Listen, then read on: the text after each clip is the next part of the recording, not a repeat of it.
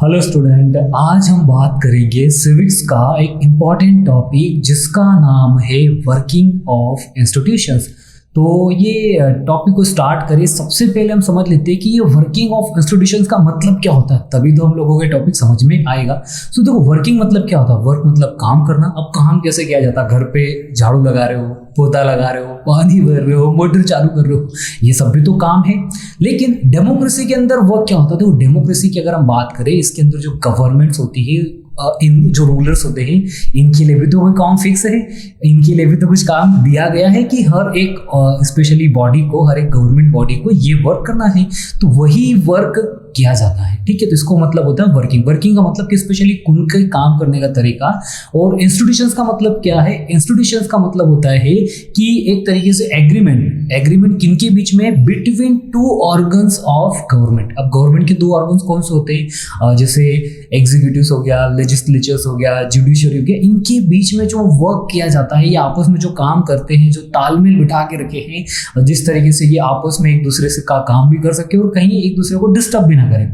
कैसे? जैसे मान लीजिए आपकी ह्यूमन बॉडी में आप लोगों ने देखा होगा डिफरेंट ऑर्गन्स है। ऑर्गन्स मतलब हमारी बॉडी के अंदर हार्ट, ठीक है, ब्रेन है, लंग्स है, किडनी है, ये सभी के कुछ ना कुछ काम है। मान लीजिए एक दिन ऐसा होता है कि आपका हार्ट जो है वो कहता है कि नहीं, आज मैं काम नहीं करूंगा, आज ब्लड का काम मैं नहीं करता हूँ, ब्रेन से करा लो। ठीक है, ब्रेन बोलेगा कि नहीं यार, आज मेरा मन नहीं है काम करने का, आप किसी और से करा दो।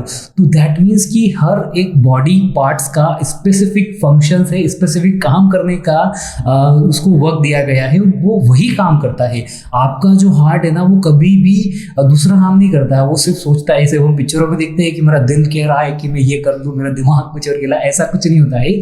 आपका जो हार्ट है, हार्ट का सिर्फ और सिर्फ एक ही काम है आपकी बॉडी के अंदर, और वो डिफरेंट है। स्पेशली ब्लड को प्यूरिफाई करना है, ब्लड को पंप करने का काम है, इसके अलावा और कोई काम नहीं। किडनी का काम कुछ और है। ब्रेन का काम बिल्कुल है, ब्रेन का काम आपका होता है स्पेशली सोचने का, समझने का, याद कराने का।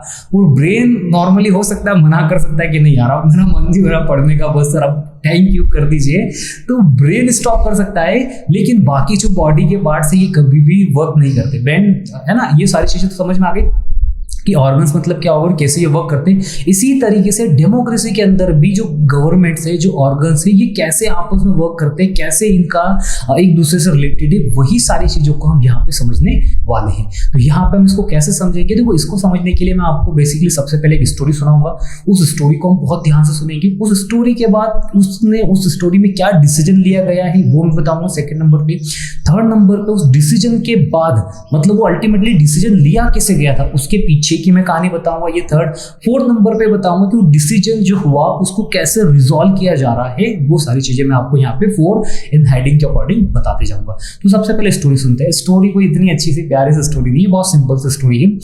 स्टोरी क्या होती है? स्पेशली एक डेट है। कौन सी डेट? अगर मैं बात करूं 13 अगस्त 1990, 13 अगस्त 1990। क्या होता है इस 13 अगस्त 1990 के दिन? गवर्नमेंट एक अपना नोटिस, या जिसको सिंपल लैंग्वेज मेमोरेंडम बोलते हैं, वैसे तो सिंपल लैंग्वेज बोलूं तो गवर्नमेंट ने एक नोटिस दिया, एक सर्कुलर दिया। और उस नोटिस की जो नोटिस नंबर क्या था? नोटिस नंबर स्पेशली ये था कि 36012/31/19। उसके बाद डेट आ जाती है, और डेट कौन सी है? 13 अगस्त 1990।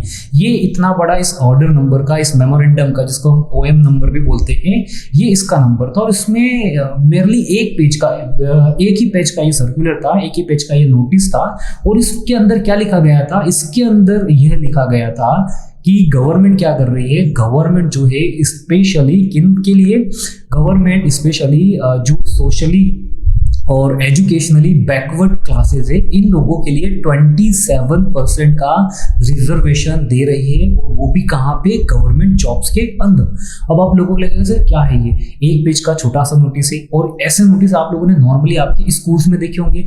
आपकी जब एग्जाम होने से पहले नोटिस लगता है कि अब आपकी एग्जाम होने वाली है, या फिर आप लोगों ने देखा होगा कोई नया फंक्शन, कोई सेलिब्रेशन आने वाला, तो नोटिस बोर्ड पे लगता है कि नहीं? इस तरीके से छोटा सा नोटिस है।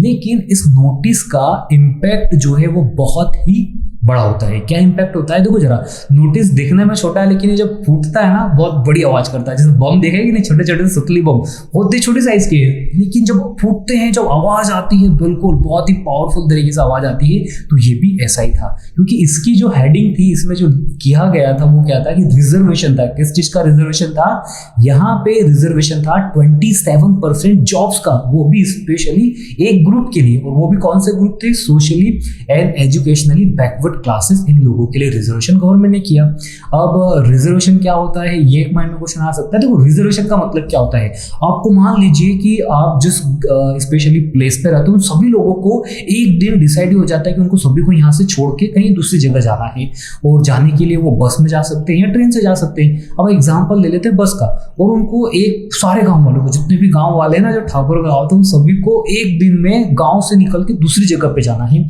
और बस कितनी है, एक बस, ठीक है। जाने वाले कितने लोग हैं, 1000 लोग हैं, 1000 लोगों को जाना है, और बस सिर्फ एक ही है। और एक बस के अंदर कितने लोग बैठ सकते हैं, उस एक बस के अंदर जो नॉर्मली जो बैठ सकते हैं वो 100 पीपल, 100 लोग उस बस के अंदर बैठ सकते हैं। अब गवर्नमेंट ने क्या करा, सरकार ने, रिजर्वेशन का मतलब ये होता है, सरकार ने ये करा कि उस बस के अंदर 27% मींस कि 27 सीट्स जो है वो रिजर्व कर दी गई है। किसके लिए रिजर्व कर दी गई है, 27 सीट्स रिजर्व कर दी गई है specially socially and educationally backward classes के लिए। बाकी जो सीट्स बची है, उन्हीं सीट्स पे दूसरे लोग आके बैठ सकते हैं। दैट मीन कि रिजर्वेशन का मतलब ये हो जाता है कि वो सीट्स जो है वो स्पेशली रिजर्व कर दी गई है। यहाँ पे आप ये मत समझना कि बस की सीट रिजर्व करी है, ये मैंने आपको एग्जाम्पल देने के लिए बताया था। गवर्नमेंट ने कहां पे सीट रिजर्व करी है, ये सीट रिजर्व करी है स्पेशली जॉब्स के अंदर।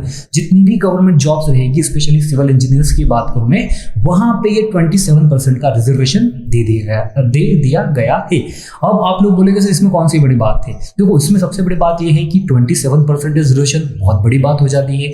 सेकंड नंबर पर अगर हम बात करें तो इस तरीके से रिजर्वेशन पहले भी दिया जा रहा था। किनको दिया जा रहा था, पहले ये रिजर्वेशन दिया जा रहा था एसटी एससी वालों को, उन लोगों के लिए ऑलरेडी रिजर्वेशन था ही सही। उसके बाद गवर्नमेंट ने एक और रिजर्वेशन लेके आती है 27% का, तो बहुत बड़ी प्रॉब्लम हो सकती है। तो ये नोटिस तो गवर्नमेंट ने जो है स्पेशली सिग्नेचर करा था, जिस डिपार्टमेंट के पर्सन ने, उस तरीके से उन्होंने सिग्नेचर करके ये नोटिस जो है जारी कर दिया था, ये मेमोरेंडम जारी कर दिया था। और सिग्नेचर किसने करे थे, सिग्नेचर करने वाले जो डिपार्टमेंट थे, जो पर्सन थे, जो ऑफिसर्स थे, उनका नाम देखना जा रहा है। मींस उस डिपार्टमेंट का मैं आपको नाम बता देता हूं, उनका नाम है, उस डिपार्टमेंट का स्पेशली नाम है department of personnel and training and ministry of personnel public grievances and pension. इतना बड़ा जो मैंने नाम बोला ना, ये पूरा का पूरा डिपार्टमेंट का नाम है गवर्नमेंट का। इस डिपार्टमेंट ने क्या करा था, इस डिपार्टमेंट के ऑफिसर ने सिग्नेचर करके ये नोटिस को जारी करा था।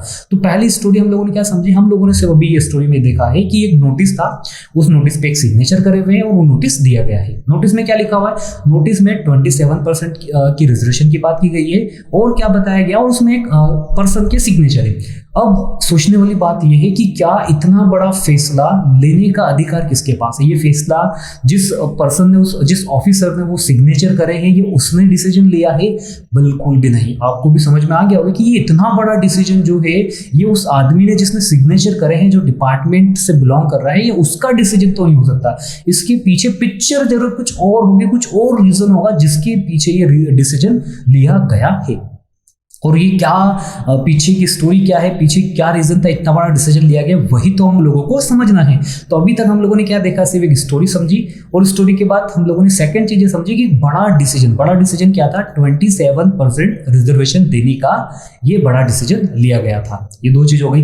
थर्ड नंबर की अब हम आगे की बात करते हैं कि डिसीजन कैसे लिया गया था, जिसको हम बोल सकते हैं डिसीजन मेकर्स, कैसे ये डिसीजन बनाया। देखो हमारी कंट्री की बात करें या ऑल ओवर कहीं भी बात करें, डेमोक्रेसी के अंदर जो बड़े डिसीजन, जो बिग डिसीजन लिए जाते हैं, कहीं ना कहीं इनके पीछे बहुत बड़ी इन्वॉल्वमेंट होता है। किनका, वो लेजिस्लेचर्स हो सकते हैं, वो एग्जीक्यूटिव्स हो सकते हैं, वो जुडिशरीज हो सकते हैं। इन सभी का आपस में कहीं ना कहीं एक तरीके से जो है कनेक्शन जरूर होता है। स्पेशली इस डिसीजन की बात की जाए तो इस डिसीजन को लेने के पीछे बहुत ही बड़ा रीजन था। क्या रीजन था, तो रीजन ये था, हम थोड़ा सा फ्लैशबैक में जाते, पिक्चर में जाते, मतलब कहानी के पीछे जाते। अभी हम कहाँ पे थे, 1990 में, 1990 के अंदर अंदर हम लोगों ने देखा कि एक डिसीजन लिया गया है। अब इस डिसीजन की जो शुरुआत है ना वो कहीं ना कहीं पहले हो जाती है। देखो जो छोटा बच्चा रहता है वही तो बड़ा होता है और वही बड़ा होकर धूम मचाता है। इसी तरीके से यहाँ पे सही डिसीजन जो था स्पेशली 1979 के आसपास से स्टार्ट होता है। कैसे स्टार्ट होता है? उस टाइम की जो गवर्नमेंट रहती है ना, वो गवर्नमेंट क्या करती है, एक सेकेंडरी एक और स्पेशली एक ग्रुप बनाती है, एक मिनिस्ट्री को एक वर्क देती है और वो क्या कहती है कि जितने भी socially and educationally backward peoples है इन लोगों के एडवांसमेंट के लिए, एडवांसमेंट मतलब इन लोगों की ग्रोथ के लिए, इन लोगों के डेवलपमेंट के लिए कुछ आप एक काम करें, आप एक रिपोर्ट तैयार करें कि कैसे इन लोगों का डेवलपमेंट किया जाता है। देखो गवर्नमेंट को पता कैसे पड़ेगा कि किसी भी लोगों की के लिए क्या पॉलिसीज बनाई जाए, क्या उनके लिए डेवलपमेंट किया जाए, तो कहीं ना कहीं वो किसी कंसर्न डिपार्टमेंट को बोलेगी कि आप लोग ये काम करें और हमें बताएं कि हम इनके लिए क्या कर सकते हैं। तो ये काम किन लोगों को दिया गया था? तो स्पेशली इस एक कमेटी बनाई गई थी जिसको मंडल कमीशन बोला जाता है और उनको ये काम दिया गया था कि आप क्या करें, आप जितने भी सोशली एजुकेशनली बैकवर्ड पीपल्स है, इन बैकवर्ड क्लासेस है, इन लोगों के लिए क्या करें, हम क्या इनके लिए डेवलपमेंट कर सकते हैं, क्या किससे इनका एडवांसमेंट हो सकता है, किस तरीके से इन लोगों की ग्रोथ हो सकती है, उसके लिए आप वर्क करें। तो ये लोग काम पे लग जाते हैं, बिल्कुल बहुत सारी मेहनत करते हैं कि क्या करें, बहुत सारी चीज़ें देखी इन्होंने और अपनी की रिपोर्ट बनाते हैं। रिपोर्ट मतलब एक अपनी पूरी डिटेल में इंफॉर्मेशन देते हैं कि देखो सर हम लोगों ने देखी है सारी चीज़ें, हम लोगों को समझ में आ गया है कि ये काम करना चाहिए, ये सारे काम करना चाहिए जिससे इन लोगों का डेवलपमेंट हो जाएगा। तो उस रिपोर्ट के अंदर वैसे तो बहुत सारे पॉइंट्स दिए गए थे, उसमें से एक पॉइंट ये भी था, one of the point is that कि we have to give the 27% reservation to specially them. हम लोगों को क्या करना है, 27% का रिजर्वेशन देना है socially and educationally backward classes के पीपल्स को। ये उन्होंने एक डिमांड जो थी, एक उनका सजेशन दिया गया था, एक उन्होंने अपना बताया कि आप ये काम कर सकते ताकि इससे इनका ग्रोथ हो सके। ठीक है, अब ये इन्होंने कब दिया था? ये रिपोर्ट दी गई थी स्पेशली 1980s के अंदर, 80 में दे दी गई थी। अब 80 के बाद से क्या होता है, हर बार जब भी पार्लियामेंट का सेशन लगता है, क्योंकि पार्लियामेंट के 3 सेशन होते हैं, आपको बताए विंटर सेशन होता है, विंटर के बाद हमारे पास फिर आ जाता है बजट सेशन और बजट सेशन के बाद आ जाता है फिर हमारे पास मानसून सेशन। तो इस तरीके से इन तीनों सेशंस में हर साल इस पे कहीं ना कहीं डिमांड उठती है कि जो मंडल कमीशन, जो मंडल कमेटी थी, इन्होंने जो सजेशन दिया गया था इसको आप इम्प्लीमेंट करें। इसको इम्प्लीमेंट करने की वो बात करते हैं, हर बार ऐसी बात होती है और इसका इम्प्लीमेंट करने की लोगों की स्पेशली पार्लियामेंट के अंदर इन सारी चीज़ों की डिमांड की जाती है। ये तो यहाँ तक की चीज़ हो जाती है, लेकिन अब ये कैसे इसको इम्प्रूव करते हैं, कैसे आगे लेके आते हैं, वो सारी चीज़ें भी हम लोगों को यहाँ पे समझना जरूरी है। तो अभी हम लोगों ने क्या देखा, हम लोगों ने देखा कि एक मंडल कमेटी थी, एक मंडल कमीशन था और इसका नाम मंडल क्यों रखा गया, क्योंकि इसके जो पर्सन थे जिसको हेड करने वाले थे, कमेटी के मेंबर थे, उनका नाम मंडल ही था, उनका सरनेम था, इसलिए उसको उसके नाम से रखा जाता है। जैसे मान लीजिए कभी कभार हम लोग देखते हैं कि नहीं, किसी मूवी का टाइटल, किसी मूवी का नाम हो सकता है वो हीरो के नाम पे हो सकता है या फिर विलन के नाम पे हो सकता है। तो इसी तरीके से इस पूरी कमेटी के जो मेंबर थे उन्हीं के नाम पे इसका नाम रखा गया, जिसको बोला जाता है मंडल कमेटी या मंडल कमीशन भी बोल सकते हैं। तो ये चीज हो गई। इन्होंने क्या करा, इन्होंने अपनी पूरी एक रिपोर्ट जनरेट करी और रिपोर्ट जनरेट करने के बाद इन्होंने बताया कि हम लोगों को रिजर्वेशन देना है। कितना रिजर्वेशन देना है? 27% का रिजर्वेशन देने की ये बात कहते हैं। रिपोर्ट इन्होंने कब जारी करी थी? रिपोर्ट इन्होंने जारी करी थी 1980s के अंदर। इसके बाद क्या होता है, हर साल गवर्नमेंट स्पेशली पार्लियामेंट के अंदर इस पर डिस्कशन किया जाता है कि जो कमेटी की रिपोर्ट है आप उसको इंप्लीमेंट करें, आप उसको इंप्लीमेंट करें, आप उसको इंप्लीमेंट करें। सरकार के पास हर बार ये प्रेशर आता है, सरकार नहीं कर पाती है। फाइनली अब टाइम आता है इलेक्शंस का। कौन सा इलेक्शन? स्पेशली इलेक्शन हो रहा है 1989 के अंदर। 1989 के अंदर इसके पहले कौन थे? इसके पहले हमारे देश के प्रधानमंत्री, अगर आपको पता है तो राजीव गांधी थे। और राजीव गांधी के पहले हमारे देश के प्रधानमंत्री कौन थी? इंदिरा गांधी थी। तो उनके टाइम पीरियड में सारी चीजें थी, उन्होंने शायद इस डिमांड को एक्सेप्ट नहीं किया। लेकिन अब क्या होता है कि अब इलेक्शंस आते हैं और इस इलेक्शंस के अंदर स्पेशली एक पार्टी है जिसका नाम है जनता दल। और जनता दल क्या करती है, जनता दल अपने मैनिफेस्टो मतलब जो इलेक्शंस के टाइम पे जो गवर्नमेंट क्या क्या करने वाली है, क्या प्रोमिसेस करती है ना, कि हम अगर हमारी सरकार बन जाएगी तो हम जो है हम सड़कें बना देंगे, हम रेलवे बना देंगे, हम ब्रिज कर देंगे, हम ब्रिज बना देंगे, हम इतना डेवलपमेंट कर देंगे कि इस इंडिया को जो है हम अमेरिका बना देंगे, या आपके गांव को जो है हम न्यूयॉर्क बना देंगे। इस तरीके से प्रॉमिसेस करते हैं कि नहीं करते? इसी तरीके से ये जो जनता दल की पार्टी है, इन्होंने अपने मैनिफेस्टो में क्या लिखा था, इन्होंने अपने जो घोषणा पत्र बोलते हैं जिसको नॉर्मली या हम ये करने वाले हैं, उसके अंदर इन्होंने ये लिखा था कि अगर हमारी सरकार बन जाएगी ना, ध्यान से सुनना, अगर हमारी सरकार बन जाएगी तो हम क्या करेंगे, हम जो है ये जो मंडल कमीशन का जो सजेशन था इसको हम हमारे यहाँ से पार्लियामेंट से और अप्रूव कर देंगे और इसको हम इम्प्लीमेंट कर देंगे। हम क्या कर देंगे, इसको इम्प्लीमेंट कर देंगे। ऐसा इन्होंने सजेशन दे दिया, ऐसा इन्होंने क्या कर दिया, प्रॉमिस कर दिया। अब आपको पता है जब भी इलेक्शंस होते हैं तो लोग जो है स्पेशली पॉलिटिकल बहुत सारे प्रोमिसेस करते हैं कि हम जो है गाड़ी क्या कर देंगे, हम ट्रेनें चला देंगे, हम मेट्रो लगा देंगे, प्रोजेक्ट ये कर देंगे, हम जो है आपकी सिटी को न्यूयॉर्क अमेरिका जैसा बना देंगे। ऐसे बहुत सारे प्रोमिसेस कर देते हैं। अब करने में क्या जा रहा है, तो इन्होंने भी ऐसा प्रॉमिस कर देते, लेकिन प्रॉमिस होने के बाद गवर्नमेंट जो है, सरकार, इलेक्शन होते हैं, इलेक्शन होने के बाद ये लोग इलेक्शन जीत जाते हैं। और इलेक्शन जीतने के बाद क्या होता है, अब इनको याद आती है, अरे यार हम लोगों ने प्रॉमिस तो कर दिया था। क्या प्रॉमिस किया था, हम लोगों ने प्रॉमिस ये किया था कि हम लोग क्या करेंगे, इस मंडल कमीशन का जो सजेशन था उस सजेशन को हम इंप्लीमेंट कर देंगे। और फाइनली इन पे प्रेशर आता है और ये क्या करते हैं, इलेक्शंस के बाद उस चीज को इंप्लीमेंट कर भी देते हैं। और उस इंप्लीमेंट करने के लिए क्या करते हैं, 27% का रिजर्वेशन दे देते हैं। लेकिन रिजर्वेशन कैसे देते हैं, तो रिजर्वेशन देने के पहले ये क्या करते हैं, सबसे पहले तो क्या करते हैं, स्पेशली ये एक प्रोसीजर स्टार्ट करते हैं। क्या करते हैं, जैसे ही जो देश के नए प्रधानमंत्री बनते हैं, कौन नए प्रधानमंत्री बनते हैं, वीपी सिंह जो नए, विश्वनाथ प्रताप जो है, ये जो नए प्रधानमंत्री बनते हैं, ये क्या करते हैं, सबसे पहले तो ये सोचते हैं कि हम एक काम करते हैं कि हम प्रेसिडेंट है, इस प्रेसिडेंट की स्पीच में कहीं ना कहीं ये चीज बताई जाए कि हम जो मंडल कमीशन का जो सजेशन था उसको हम इंप्लीमेंट करने वाले। तो पहला ये क्या करते हैं, पहला ये करते हैं कि प्रेसिडेंट की स्पीच के अंदर उनका एक इंटेंशन रहता है कि प्रेसिडेंट की स्पीच में ये सारी चीजें बता दें। तो प्रेसिडेंट जब भी स्पीच देंगे, जो भी भाषण देने वाले हैं प्रेसिडेंट, उनकी स्पीच में ये सारी चीजें पता चल जाए, पहली चीज ये करते हैं।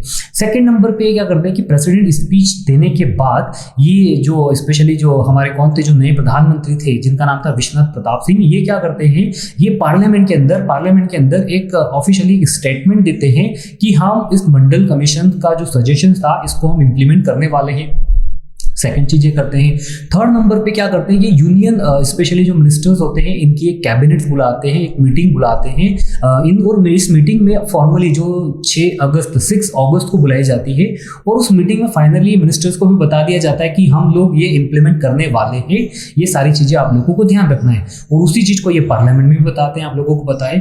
और ये पार्लियामेंट में बताने के बाद क्या करते हैं, जो कंसर्न डिपार्टमेंट था, कौन सा कंसर्न डिपार्टमेंट जिस मिनिस्टर से बिलोंग करते थे, कौन से डिपार्टमेंट था, department of personal in training and ministry of personnel public grievances and pension. ये पूरा डिपार्टमेंट जो है, ये डिपार्टमेंट के ऑफिसर्स को बोला जाता है कि आप इस तरीके से एक नोटिस बनाएं, एक मेमोरेंडम लेके आए, एक सर्कुलर लेके आए और उस पर आप सिग्नेचर करें और ये पब्लिकली जारी करें। तो इस तरीके से ये बड़ा सा डिसीजन जो है एक लंबी प्रोसेस के थ्रू आता है। देखो लंबी प्रोसेस कैसे हो जाती है, सबसे पहले जो एक रिपोर्ट बनी मंडल कमीशन की रिपोर्ट, उस रिपोर्ट में सजेशन दिया गया था कि ऐसा आपको करना चाहिए। अब सजेशन दिया जाता है ना कि जैसे मान लो आपको कभी सजेशन दिया जाता है कि यार भाई तू तो इस तरीके से ड्रेस में बहुत अच्छा लगता है, तेरे पे तो मोदी जैकेट बहुत अच्छी लगती है, तेरे पे नेहरू जैकेट अच्छी लगती है।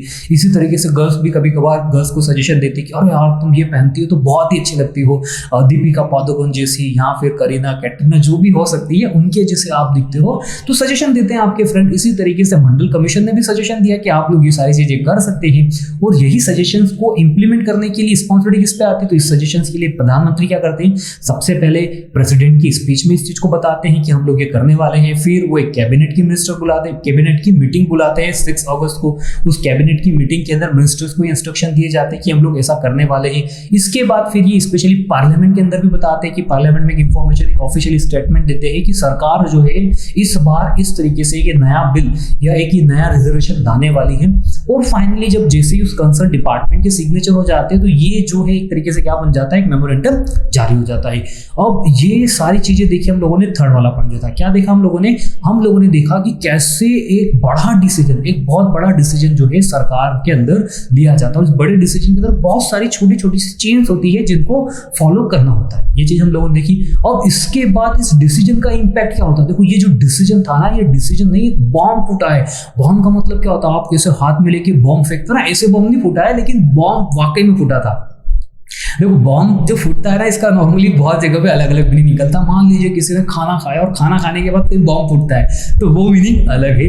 और यहाँ पे बात की जा रही है, यहाँ पे कोई बॉम्ब हाथ में लेके फेंका नहीं गया था। ये बॉम्ब क्यों फूटा? क्योंकि इसमें सरकार ने 27% का रिजर्वेशन दे दिया गया है जॉब्स के अंदर, गवर्नमेंट जॉब्स के अंदर स्पेशली 27% का रिजर्वेशन दिया है। और इस रिजर्वेशन का मतलब क्या होता है? इस रिजर्वेशन का मतलब यही होता है कि इन 27% जो सीट्स है, इस पे पर्टिकुलर सिलेक्टेड कोई ग्रुप ही आएगा। और यही रिजर्वेशन बहुत बड़ा डिबेट का इशू हो जाता है। जैसे ये मेमोरेंडम हो जाता है, जिस डेट को आ जाता है 13 अगस्त को, उसके बाद से पूरे देश में चर्चा का विषय बन जाता है। जैसे आज एट प्रेजेंट अगर आज की तारीख में देखें तो आप टीवी जब भी ऑन करते हो, टीवी को ऑन करने के बाद आप 2 या 3 न्यूज़ बहुत ही बार देखते हो। एक हो सकती है सुशांत सिंह राजपूत की न्यूज़ कि कैसे ये सुसाइड है या मर्डर है, ये सारी चीज़ें चल रही, बहुत ज़्यादा अलग अलग थ्योरीज बताई जाती है। फिर हम एक और न्यूज़ देख सकते हैं कंगना और शिवसेना की, जहाँ पे कंगना रनावत ने का घर तोड़ दिया जाता है। और ये बहुत सारा न्यूज़ पे आता है कि क्या ये शिवसेना ने सही करा या बीएमसी ने सही करा या गलत करा। इसी तरीके से जो इशू था मंडल कमीशन का, बहुत ही ज़्यादा डिस्प्यूटेड या बहुत ही ज़्यादा डिस्कसिंग वाला इशू बन जाता है, डिबेटिंग इशू बन जाता है इस कंट्री के अंदर। और इसमें बहुत सारे ग्रुप अलग अलग हो जाते हैं, 2 ग्रुप बन जाते हैं। एक लोग इनके सपोर्ट में आ जाते हैं, जैसा कि हम लोगों ने अभी एट प्रेजेंट देखा है, बहुत सारे लोग सुशांत सिंह के सपोर्ट में आ जाते हैं कि शायद सुशांत सिंह राजपूत की डेथ हुई होगी या फिर इसने सुसाइड किया होगा। इसी तरीके से बहुत सारे लोग कंगना रनौत के सपोर्ट में आ जाते हैं कि इसका घर तोड़ना गलत है, इनका किसी भी की प्रॉपर्टी को इस तरीके से बीएमसी को नहीं तोड़ना चाहिए तो एक गवर्नमेंट प्रोसीजर के थ्रू तोड़ना चाहिए। आप एक दिन में आप उन्हें नोटिस दे सकते हैं, ये चीज हो सकती है। और कोई इनके अगेंस्ट में भी आ सकते हैं, कोई बीएमसी का सपोर्ट कर सकता है कि नहीं बीएमसी ने सही करा, बीएमसी ने नोटिस दिया, नोटिस जारी करने के बाद उन्होंने किसी की बिल्डिंग्स को जो गैर कानूनी है, जो गलत तरीके से बनी है, तो तोड़ने का अधिकार है। तो इस तरीके से जो 2 ग्रुप बने ना, ये 2 अलग अलग ग्रुप बने हैं। इसी तरीके से यहाँ मंडल कमीशन में बनते हैं। यहाँ पे कैसे बनते हैं? एक लोगों का मानना ये होता है, स्पेशली एक ग्रुप का, कि गवर्नमेंट ने ये जो रिजर्वेशन दिए हैं, ये रिजर्वेशन बहुत हद तक सही है। इस रिजर्वेशन से, इस 27% रिजर्वेशन से, स्पेशली जो socially and educationally backward peoples है, इन लोगों का क्या हो सकता है? एडवांसमेंट हो सकता है, इनकी ग्रोथ हो सकती है, इन लोगों की डेवलपमेंट हो सकता है। सरकार ने बहुत ही अच्छा डिसीजन लिया गया है, सरकार को ये करना चाहिए। वही जो सेकंड ग्रुप था, उस सेकंड ग्रुप का क्या मानना है? उस सेकंड ग्रुप का मानना ये होता है कि सरकार ने ये जो डिसीजन लिया है, बहुत ही गलत डिसीजन लिया है। इससे बहुत सारे लोगों की जॉब जा सकती है, जो नए अपॉइंटमेंट किए जाएंगे वहां पे इसका बहुत बड़ा इम्पैक्ट होगा। और वो आर्ग्यूमेंट भी बताते हैं, क्या देते हैं कि मान लीजिए कि इसको मैं एक और एग्जाम्पल के जरूर बताता हूँ, एक समझना जरा थोड़ा सा एग्जाम्पल। एक ट्रेन है, उस ट्रेन के अंदर आपके पास एक रिजर्वेशन की सीट है और आप ठीक है, ट्रेन का टाइम है 3 बजे का, कि 3 बजे जो है वो मैं टाइम देख लेता हूँ क्या है। ट्रेन का जो टाइम है लगभग 3 बजे का, और 3 बजे जो है यहाँ से ट्रेन जाने वाली है। ठीक है, ट्रेन 3 बजे जाने वाली है। और अब मान लीजिए कि 2 अलग अलग बंदे हैं, 2 अलग अलग पर्सन थे। एक जो है वो ट्रेन 3 बजे का टाइम है, वो सुबह 12 बजे से आ जाता है, 12 बजे से आके खड़ा हुआ है ट्रेन में और ट्रेन का आने का वेट करता है। और ट्रेन जैसे ही आती है वो ट्रेन में अंदर जाके बैठने की कोशिश करता है। और सेकंड बंदा जो है, जिसके पास एक रिजर्वेशन की स्लीप है, वो बिल्कुल 3 बजने से 1 मिनट पहले ही आता है और आके सडनली बैठ जाता है। अब देखो जरा, रिजर्वेशन होने से क्या बेनिफिट मिला? रिजर्वेशन होने से बेनिफिट ये मिलता है कि वो आदमी 1 मिनट पहले आके भी बैठ सकता है, और दूसरा जो जिसके पास रिजर्वेशन नहीं था, वो 3 घंटे पहले से भी आने के बावजूद उसको उस जगह पे नहीं बैठ सकता है। ये तो मैंने ट्रेन का इंसिडेंट बताया है। इसी तरीके से जब इसको मैं रियल लाइफ के इंसिडेंट से कनेक्ट करता हूँ, जो रिजर्वेशन का जिसका इम्पैक्ट पड़ता है, वो और सोचने वाला है। आप सोचो जरा, मान लो आपने एग्जाम दी एक किसी गवर्नमेंट जॉब के लिए, उसमें और आपके जितने भी दोस्त थे, सारे साथीगण, सभी लोगों ने एग्जाम दी। आपके नंबर आ जाते हैं थोड़ी देर के लिए, मान लीजिए आपके मार्क्स से 80 नंबर, और किसी और एक पर्सन जो स्पेशली सोशली इकोनॉमिक, जो सोशल एंड इस एजुकेशनली बैकवर्ड क्लासेस से बिलोंग कर रहा है, उसके नंबर आ जाते हैं 60 नंबर। ठीक है। अब जॉब पे किसको प्रायोरिटी दी जाएगी? जॉब पे प्रायोरिटीज जो है इन पूरी सीट्स के अंदर जो है 27 तो इन लोगों के लिए रिजर्वेशन किया गया था। रिजर्वेशन के कारण क्या होता है कि अगर मान लो उसके कम नंबर भी है, 60 नंबर भी है और ज्यादा कैंडिडेट नहीं है, तो उनको उस सीट पे 60 नंबर पे भी वो जॉब मिल जाएगी। लेकिन जिसके 80 नंबर आ रहे हैं फिर भी उसको वो जॉब नहीं मिल पाएगी। क्यों नहीं मिल पाएगी? क्यों? क्योंकि वो स्पेशली एक ग्रुप से बिलोंग नहीं कर रहा है, वो specially socially and educationally backward classes से बिलोंग नहीं कर रहा है। इसके लिए उसको जॉब नहीं मिलेगी, भले उसके पास हायर परसेंटेज क्यों ना हो, हायर मार्क्स क्यों ना हो। तो इस तरीके से ये एक अलग ग्रुप बन जाता है जिनका कहना ये होता है कि रिजर्वेशन गलत है। वो चाहते कि ऐसा रिजर्वेशन नहीं देना चाहिए, इससे कंट्री के अंदर पार्टीशन हो जाता है, इससे कंट्री के अंदर जो है दो ग्रुप अलग अलग डिवाइड हो जाते हैं, इन दोनों के बीच में वायलेंस होती है। एक तरीके से क्या होता है, काउंटर ग्रुप बनता है, एक नॉर्मली एक प्रोटेस्ट करते हैं तो सेकंड काउंटर प्रोटेस्ट ग्रुप भी बनता है। इस तरीके से ग्रुप बनते हैं, आपस में वायलेंस होता है, झगड़ा होता है और ये कहीं ना कहीं एक बहुत बड़ा डिबेटिंग इशू तो रहता ही है। अब इस तरीके की सिचुएशन होती है तो ये क्या करते हैं, ये लोग स्पेशली फाइनली करते हैं कि ये कोर्ट में केस कर देते हैं। जैसा कि हम लोगों ने अभी सुशांत सिंह के केस के अंदर देखा था, यहाँ पे भी सुशांत सिंह का केस होता है। इस सुशांत सिंह के केस के अंदर जो होता है दोनों साइड से, रिया चक्रवर्ती वाले की पार्टी वाली टीम, सुशांत सिंह वाले के जो पेरेंट्स है, ये नॉर्मली कोर्ट में केस करते हैं। इसी तरीके से यहाँ भी मंडल कमीशन के अंदर भी क्या करते हैं, ये कोर्ट के अंदर केस कर देते हैं। और इस कोर्ट में केस करने के कारण क्या होता है कि सभी लोग कोर्ट में केस करते हैं और कोर्ट में क्या कहा जाता है, स्पेशली सुप्रीम कोर्ट हो गई और हाई कोर्ट हो गई, यहाँ पे ये बोला जाता है कि हम लोग ये चाहते हैं कि ये जो गवर्नमेंट ने जो रिजर्वेशन लेके आई है, जो 27% का जो रिजर्वेशन है, ये इनलीगल है, ये गलत रिजर्वेशन है, ये रिजर्वेशन नहीं होना चाहिए, रिजर्वेशन नहीं देना चाहिए। इस तरीके से एक ग्रुप ये बोलता है और ये कोर्ट में केस कर दिया जाता है। तो अभी तक हम लोगों ने क्या देखा, अभी तक हम लोगों ने 3 चीज कवर कर चुकी। पहला हम लोगों ने एक स्टोरी सुनी थी, उस स्टोरी में हम लोगों ने ये देखा था कि कैसे सरकार जो है, कैसे गवर्नमेंट जो है क्या कर रही है, गवर्नमेंट ने एक मेमोरेंडम जारी किया। फिर उसके बाद हम लोगों ने देखा था कि वो मेमोरेंडम के पीछे रीजन क्या था, तो हमको पता चला कि ये तो मंडल कमीशन की रिपोर्ट थी, उनका रिक्वायरमेंट था कि इस तरीके से ये चीज की जाए। ये सेकंड चीज देखा। थर्ड नंबर पे हम लोगों ने क्या देखा कि इस कैसे सरकार जो है, कैसे जो हमारे प्रधानमंत्री होते हैं विश्वनाथ जी, ये कैसे इसको इंप्लीमेंट करते हैं। और उसके बाद अब हम देखने वाले हैं कि इसका क्या इम्पैक्ट हुआ, वो भी चीज हम लोगों ने देखी, कैसा इसका आफ्टर इम्पैक्ट क्या हुआ, कैसे स्पेशली न्यूज़पेपर, मैगजीन्स या ये आपस में ग्रुप जो है डिवाइड हो जाते, एक तरीके से वायलेंस हो जाता है। अब इसका इस इतनी बड़ी प्रॉब्लम का, इस इतनी बड़ी डिस्प्यूट का इसको कैसे रिजॉल्व किया जाए, इसको कैसे खत्म किया जाए, वो बहुत ही ज्यादा इंपॉर्टेंट था। इसके लिए इन्होंने क्या करा, इसके लिए इन्होंने कोर्ट में केस करा, सुप्रीम कोर्ट में, हाई कोर्ट में।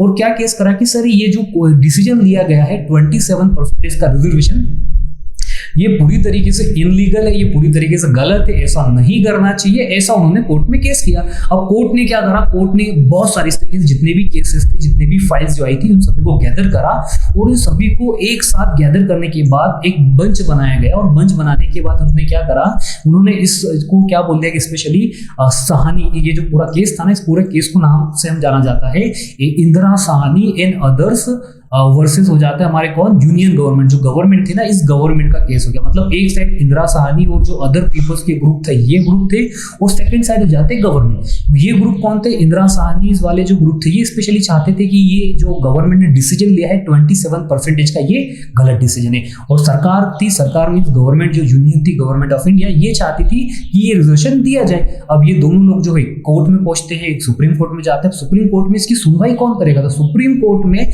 जिसको नॉर्मली जुडिशरी सिस्टम बोलते हैं, सुप्रीम कोर्ट के अंदर इसकी सुनवाई की जाती है। और स्पेशली 11 जज की कमेटी बनाई जाती है। देखो नॉर्मली हर एक केस के अंदर एक जज होता है और सुनवाई करता है, यहाँ पे 11 जज बनाए गए, 11 जजों की एक टीम बनाई गई है और ये टीम इस पूरे केस की सुनवाई करती है। और हर एक जज इंडिपेंडेंट होता है, अपने अकॉर्डिंग डिसीजन दे सकता है।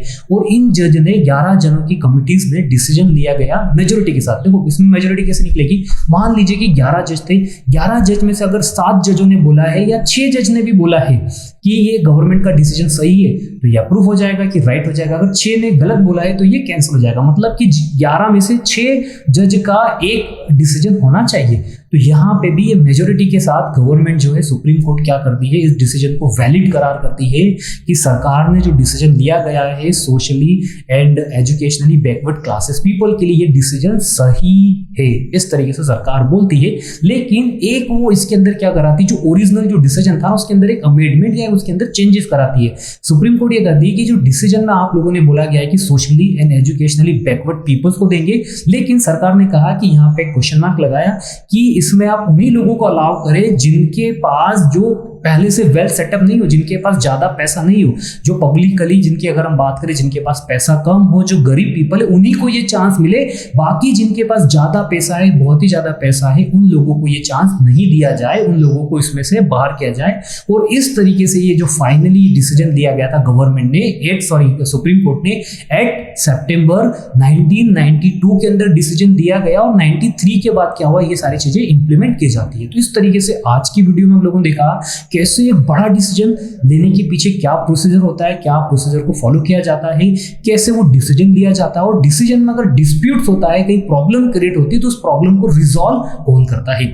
उम्मीद करता हूं कि ये वीडियो आप लोगों को पसंद आया होगा। अगर वीडियो पसंद आए तो आप लोग लाइक कर सकते हैं, साथ ही कमेंट करने का टाइम रहे तो आप लोग कमेंट्स भी कर सकते हैं। Thank you so much.